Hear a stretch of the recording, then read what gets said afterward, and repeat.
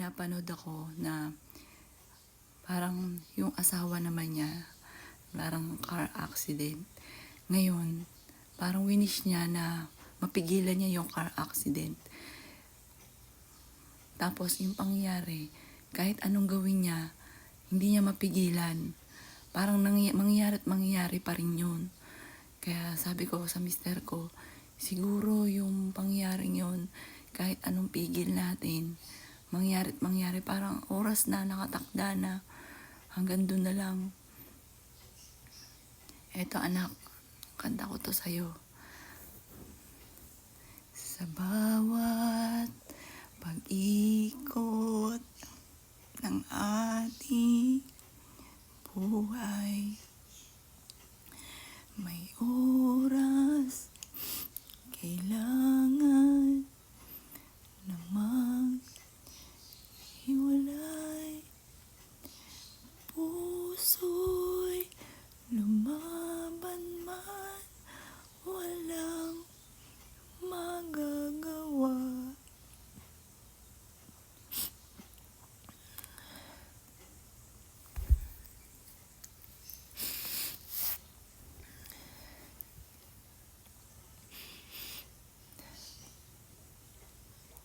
Saan ka?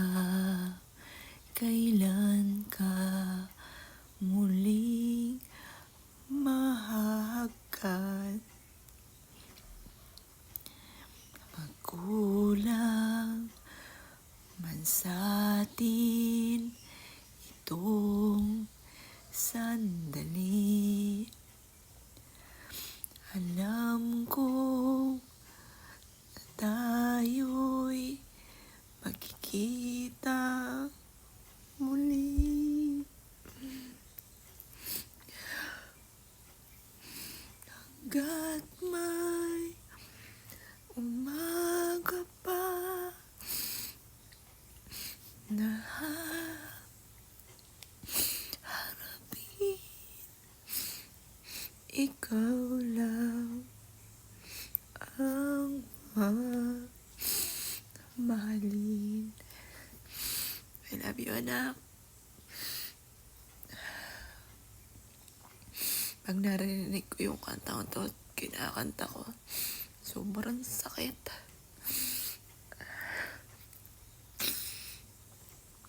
Minsan iniisip ko, mahal pa kami ni Papa Jesus, kaya hindi kami pinahirapan.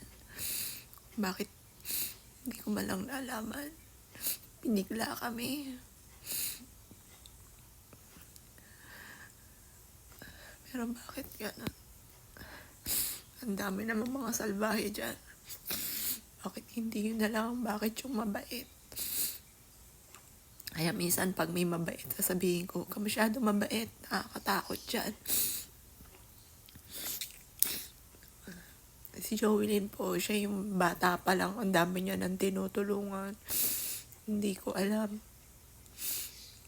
Gumagawa siya ng bagay na makakatulong siya sa kanyang kapwa. Nung nawala po siya, ang dami kong nalaman na gato ginagawa ni Jolene, ang dami niyang sakripisyo. Kahit ang bata-bata pa niya, mantala ako nagtatrabaho ako para sa aming mga anak. Tapos siya ako tumutulong din po siya. Kagaya na sabi nga niya sa sulat, ginagaya niya ako. Pero syempre anak ko siya, gusto ko wala siyang gagawin. Kasi ako magulang niya, ako magtatrabaho para sa kanya. Pero yung pala gumagawa rin siya ng ganon sa kanyang kapwa. Kaya minsan ang hirap maging mabait. Iniisip ko, pag sobrang ang bait, baka kunin ka agad ni Lord. Sabi nila kapag daw po sobrang ang bait, hindi daw pinahihirapan. Yan, pasensya na po at sa camera lang lagi ako nagkukwento. Wala man ako ibang mapagkwentuhan.